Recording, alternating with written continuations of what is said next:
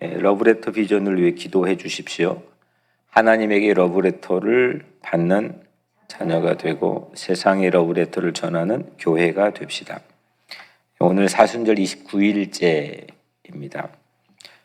본래 오늘 우리에게 주어진 여러분들이 나눠드린 표에 있는 본문은 누가복음 18장 9절부터 14절 뿐입니다. 그걸 확장해서 우리가 누가복음 18장 1절부터 14절까지의 말씀을 같이 읽었습니다. 우리가 오늘 읽은 이 말씀에는 두 가지의 본문이 담겨 있습니다.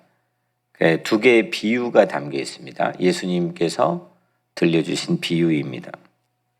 이 두 개 다 법정에서 이루어지는 사법 시스템에 관한 분위기가 느껴지는 비유입니다. 지금 이게 우리가 읽으면 그거를 느끼는 부분도 있고 느끼지 못하는 부분도 있지만 예수님의 당시에는 이 용어를 사용하면은 그런 법정적인 분위기가 느껴질 수밖에 없는 그런 비유 이야기입니다. 고대의 예수님 당시 유대인 법정에서는 이 기소권, 이제 법원에 고발하는 거죠. 법정에 고발하는 건데 재판해 주십시오라고 고발하는 건데 그 기소권이 피해자, 피해를 입은 사람만이 직접 범인을 기소할 수가 있었습니다. 지금 한국에 시끄러운 것처럼 검찰의 기소권이 있느냐 없느냐, 검찰이나 경찰은 아예 기소권이 없었습니다. 예수님 시대 법정 소송은 피해자가 피해를 입은 사람이 기소하고 판사가 그걸 듣고 어느 편 손을 들어주느냐에 따라서 판단을 합니다. 어디에 정당성이 더 있느냐 이거를 판단하고 이제 그 결정을 하는 거죠. 그래서 이제 마지막 그 최종 판결에서 네 말이 옳다라고 했을 때 저쪽에 유죄다 또 무죄다. 지금 이제 그렇게 우리가 익숙하게 알고 있는 단어가 이제 의라고 하는 단어입니다. justification. 우리 영어로 하면 의롭다라고 하는 이 단어가 이제 이거는 완전히 법정적인 용어입니다. 이거는 이 복음서에서는 잘 찾기가 힘든 단어입니다.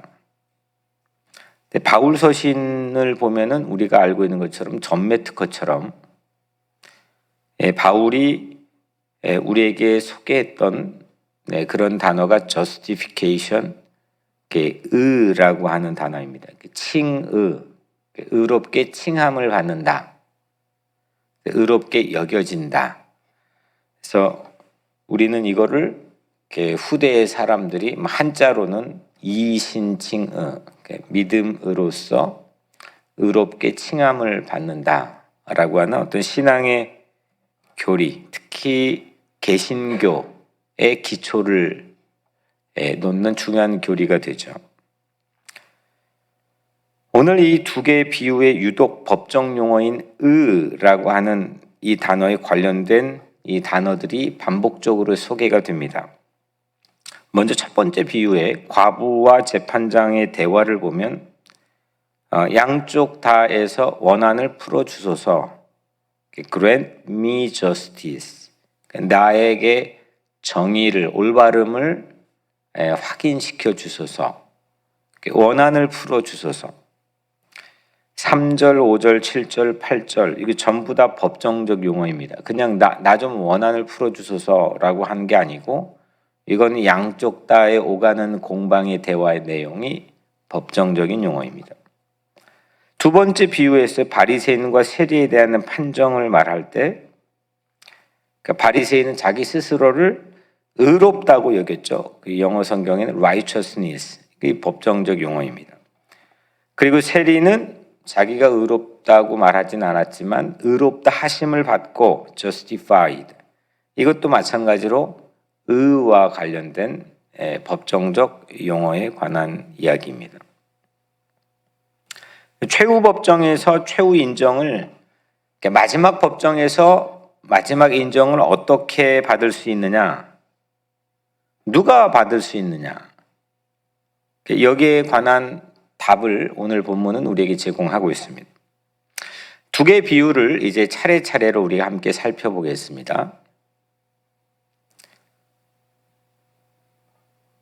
먼저 과부의 끈질긴 기소입니다.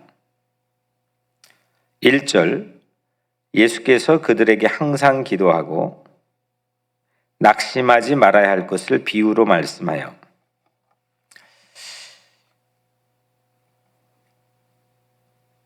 예수님께서는 이제 이야기를 들려주시는 거죠. 지금 비유 이야기입니다. 그 끈질긴 기도와 절대 포기 없는 기도에 대한 비유 이야기입니다. 그러니까 예수님을 의식하지 않고, 그러니까 하나님을 의식하지도 않고 사람도 안중에 없는 불의한 판사가 있었습니다. 과부가 판사를 찾아와서 원한을 풀어달라고 합니다.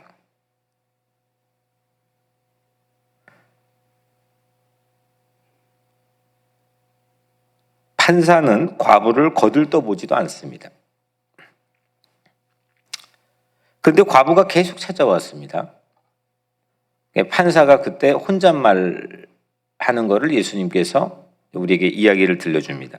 4절 5절, 그가 얼마 동안 듣지 아니하다가 후에 속으로 생각하되 내가 하나님을 두려워하지 않고 사람을 무시하나 이 과부가 나를 번거롭게 하니 내가 그 원한을 풀어주리라. 그렇지 않으면 늘 와서 나를 괴롭게 하리라 하였느니라. 여기서 예수님의 첫 번째 비유 이야기는 끝납니다. 최후 법정에서 최후 인정을 과부는 어떤 결과로 받습니까? 자기가 요청한 걸 어떻게 하죠? 어떻게 되죠? 승소합니다. 이기게 되죠. 예수님은 이 비유에 비추어서 우리 최후 법정 승소의 비결, 그러니까 우리의 법정, 마지막 최후의 심판에서 우리 법정의 승소의 비결을 이렇게 말합니다. 7절 8절에 하물며 하나님께서 그 밤낮 부르짖는 택하신 자들의 원한을 풀어주지 아니하겠느냐? 그들에게 오래 참으시겠느냐? 내가 너에게 이르노니 속히 그 원한을 풀어주시리라. 그러나 인자가 올 때 세상에서 믿음을 보겠느냐? 그 부패한 판사죠. 지금 불의한 재판관이니까 불의한 판사도 일이 성사될 때까지 밤낮 찾아가서 졸라대는 사람에게 옳은 판결을 했다. 그렇다고 한다면 하나님께서 당연히 우리의 정당성을 인정해 주시는 것은 너무 당연한 거 아니겠느냐? 아니, 불의한 재판관까지도 그 일이 성사될 때까지 계속해서 탄원을 하고 기도하고 졸라댄 사람이 결국 옳은 판결을 받았다고 한다면 하나님께서는 우리의 정당성을 당연히 인정해 주시지 않겠느냐라고 하는 말씀을 예수님이 직접 들려주셨습니다. 끈질긴 기도, 포기 없는 기도가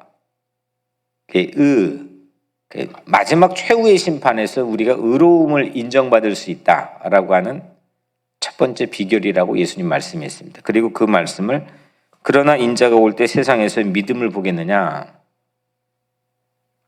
그거를 믿음이라고 불렀습니다. 그러니까 마지막 최후의 심판 정리를 해보면 첫 번째에서 마지막 최후의 심판에서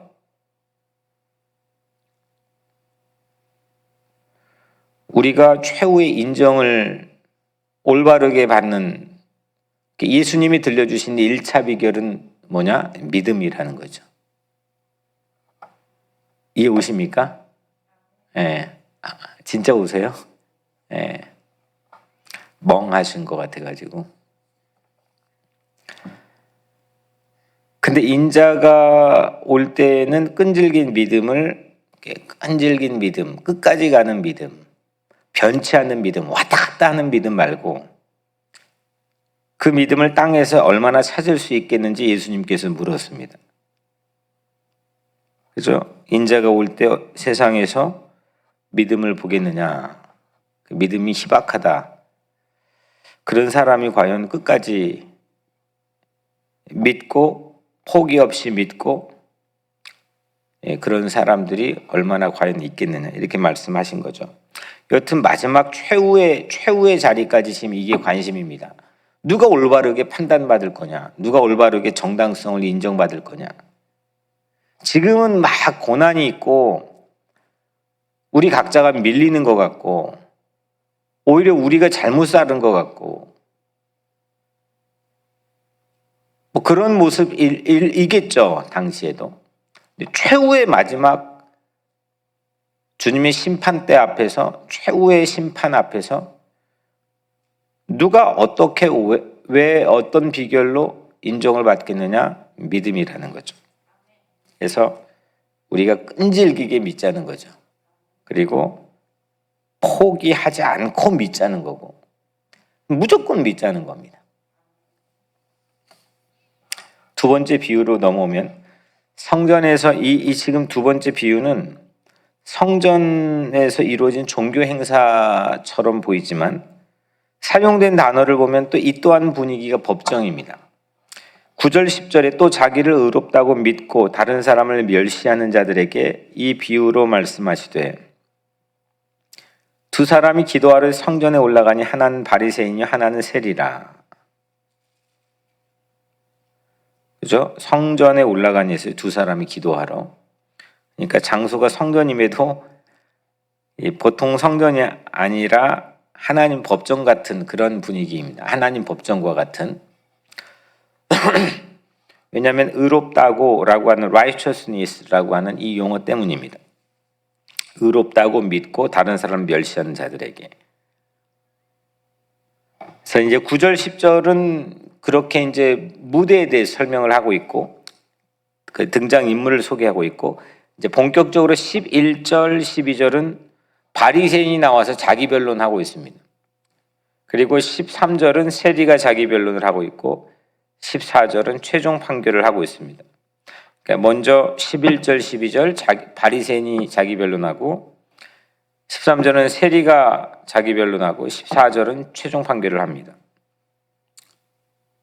먼저 바리새인 자기 변론을 들어보면 11절 12절에 바리새인은 서서 따로 기도하여 이르되 하나님이여 나는 다른 사람들 토색 불의 간음을 한 자들과 같지 아니하고 이 세리와도 같지 아니함을 감사하나이다. 난 일에 2번씩 금식하고 또 소득의 11조를 드리나이다. 바리새인의 기도하는 자세가 독특하죠. 서서 따로 기도하여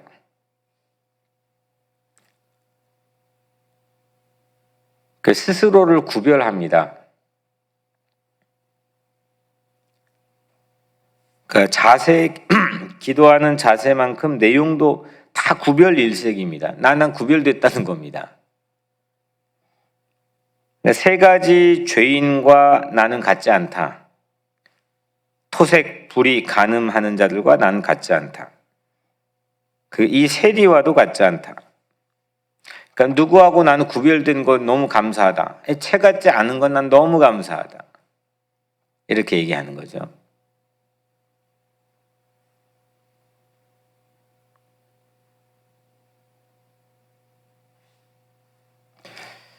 그리고 두 가지 법률을 이행했다고 하는 이 사실에 대해 자신의 의를 그러니까 내가 올바르다라고 하는 거를 뒷받침할 근거로 두 가지 법률 이행을 제시합니다. 일주일에 2번 금식, 11조 생활. 바리새인은 최종 판결에서 자기를 타인과 구별하는 능력을 과신합니다.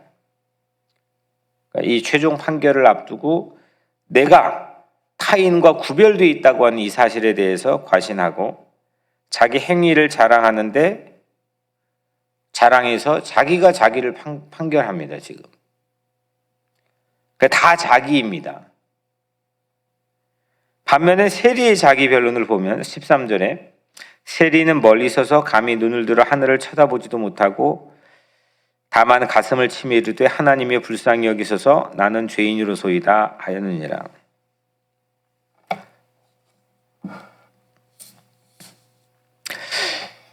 이게 설교가 되게 지금 혼동스럽네 제가.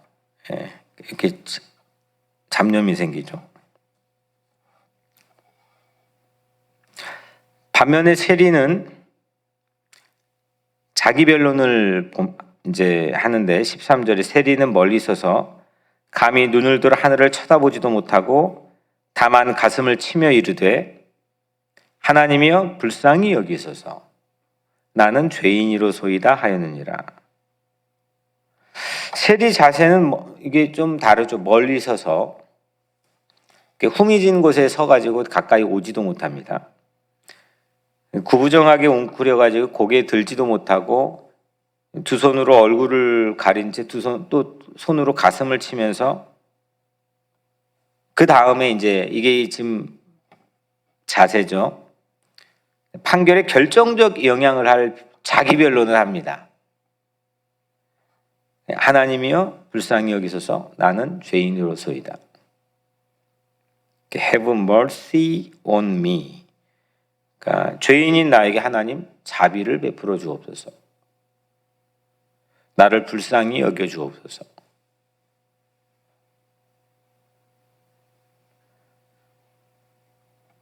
세리는 스스로 인식하기에 나는 작은 믿음을 가지고 있다는 건데 우선 하나님에게 기도하고 있고 하나님 탄원을 하니까 믿음은 갖고 있는 거죠. 정말 볼품없는 자기 생각하기에는 볼품없는 믿음 갖고 있는 겁니다. 볼품없는 믿음 갖고 있는 척하는 게 아니라 실제 볼품없는 믿음 갖고 있는 사람입니다.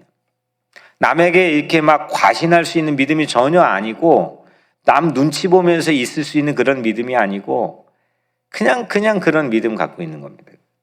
근데 그 믿음 가지고 세리는 하나님의 커다란 그 마음과 맞닿아 버립니다.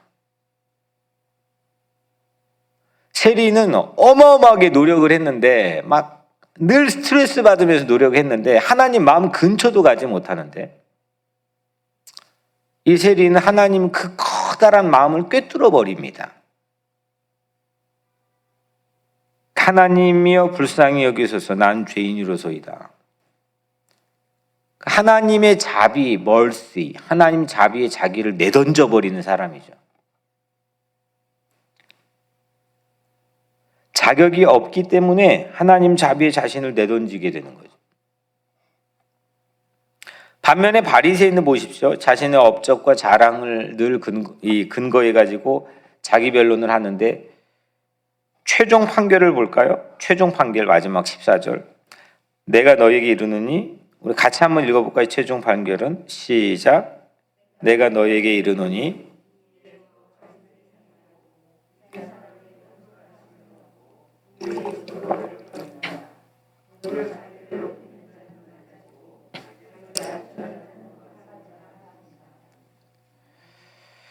최후 심판의 재판장이 누구시죠? 우리가 알고 있는 상식으로는 최후 심판의 재판장은 누구세요?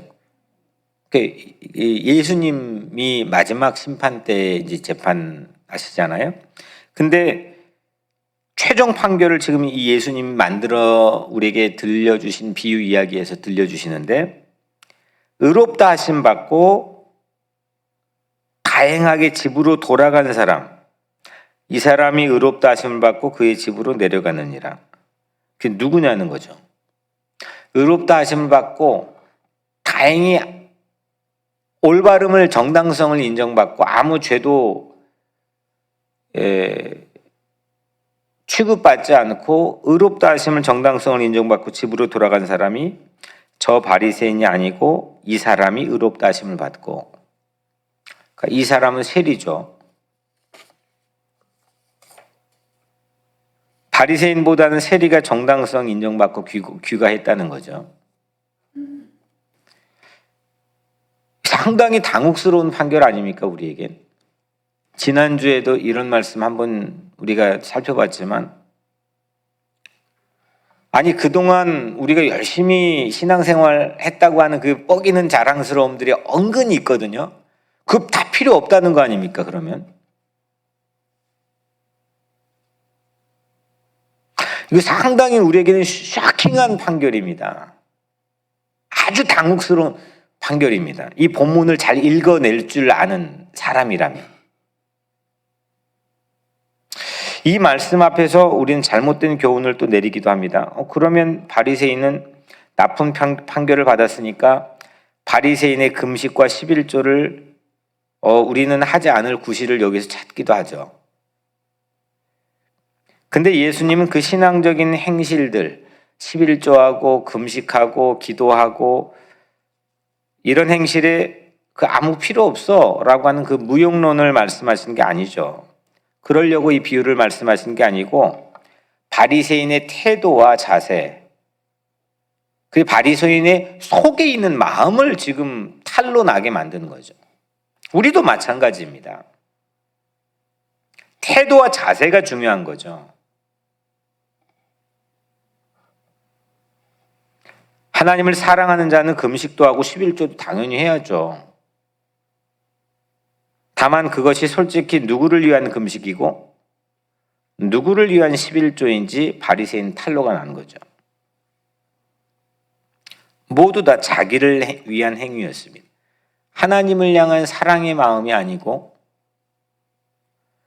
이 땅에 함께 더불어 살아가는 이웃들을 향한 중보하는 마음이 아니고 모두 자기를 위한 행위였습니다. 나의 포만감, 나의 만족, 나의 자랑, 나의 기득권 유지, 나의 폼 이런 것 때문에 했던 행위였습니다. 그러므로 바리새인은 결국 최종 판결에서 의롭게 여김을 안타깝게도 받지 못했습니다. 반면에 세리도 남의 것 도둑질만 하는 탈세 전문가 세무서 직원이었지만 나쁜 사람이잖아요, 이 사람. 근데 그의 태도와 속마음이 의롭게 판결받게 되는 이유가 되었습니다. 충격적인 판결입니다. 예수님의 마지막 말씀이 이걸 명확하게 합니다. 14절, 무릇 자기를 높이는 자는 낮아지고 자기를 낮추는 자는 높아지리라. 예수님 안에서 진리의 말씀이죠. 사순절의 핵심입니다. 메시지 성경을 제가 읽어드리겠습니다. 너희가 고개를 쳐들고 거만하게 다니면 결국 코가 납작해지고 말 것이다. 그러나 너희가 자신의 모습을 있는 그대로 인정하면 너희는 자기 자신보다 큰 존재가 될 것이다.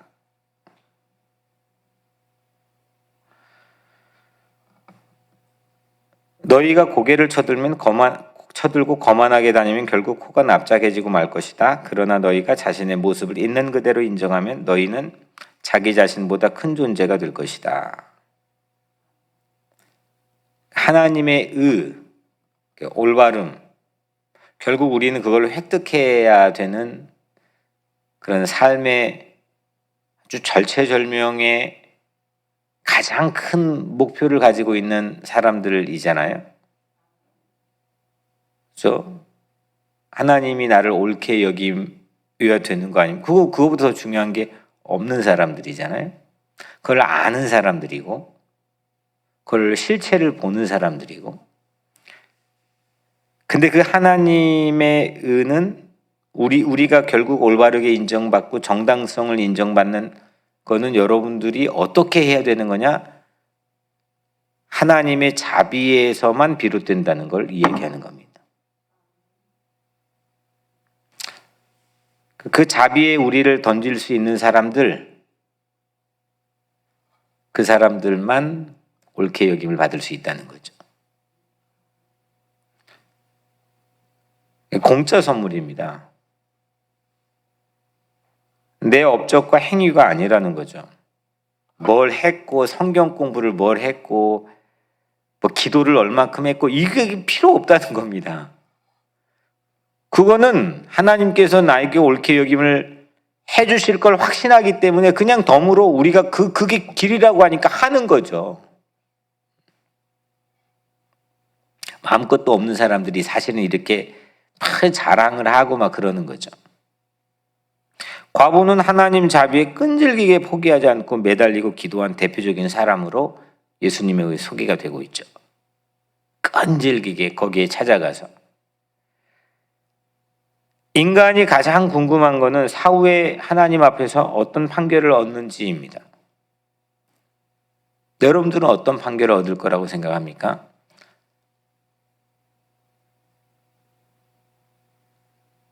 누구도 알지 못합니다. 재판장인 주님만 아시죠. 그런데 예수님께서 살짝 힌트를 오늘 말씀 안에 주신 거는, 오늘 말씀으로 미리 예상해 볼 수 있는 거는 예상입니다. 하나님의 자비에 자신을 다 내던지는 사람, 오직 하나님의 은혜에만 전적으로 의지하고 신뢰할 수 있는 사람, 하나님의 자비에 전적으로 의탁하여 그걸 믿는 사람, 자신을 하나님의 의보다 높이지 않는 사람, 하나님의 의보다 자기가 위에 올라가지 않는 사람, 하다 말다 하지 않고 끈질기게 그 이루어질 때까지 포기하지 않고 끈질기게 믿고 기도하는 사람. 오늘 주님께서 우리에게 주신 힌트입니다. 어떤 사람을 믿음의 사람이라고 부르는지 오늘 말씀 안에서 우리에게 들려주십니다. 모두 의롭게 칭함을 받아 최종전에서 마지막 최후의 자리에서 승리자가 오늘 여러분들 되기를 주의 이름으로 축원합니다. 어떤 상황에서도, 밀리는 것 같은 상황에서도 마지막 순간에 반드시 우리는 최후의 승리를 얻는 그 자리에 서게 되기를 주님의 이름으로 간절히 축원합니다. 네, 오늘 말씀 가지고 기도하시고요. 그리고 오늘 화요 노아방주팀 위해서 기도하시고, 그리고 홈커밍 축제를 위해서 VIP를 위해서 기도해 주시고요. 네, 제가 기도하고 마치겠습니다. 은혜로우신 아버지 하나님, 네, 오늘 이 새벽에 주님의 말씀을 사모하고 또 주님께 엎드려 기도하기를 원하여서 또 온라인에서도 또 오프라인인 현장에서도 이렇게 나온 주의 백성들을 축복하여 주옵소서. 한 사람 한 사람 저들의 마음이 혼잡하지 않게 하시고 잡념에 휩싸여 있지 않게 하시고 주님과 깊이 교제하는 오늘 하루의 삶이 될 수 있도록 이 하루의 첫 시간을 축복하여 주옵소서. 끈질기게 주님께 포기하지 않고 하나님 자비에 자기 자신을 내던져 의탁하고 신뢰하고 믿는 사람들이 우리가 되게 도와주시고, 그래 최후의 승리가 있을 때까지 주님 앞에, 주님 곁에, 주님과 함께 주님 안에서 동행하는 우리 모두가 될 수 있도록 은혜 내려 주옵소서. 예수 그리스도 이름으로 간절히 기도드리옵나이다. 아멘.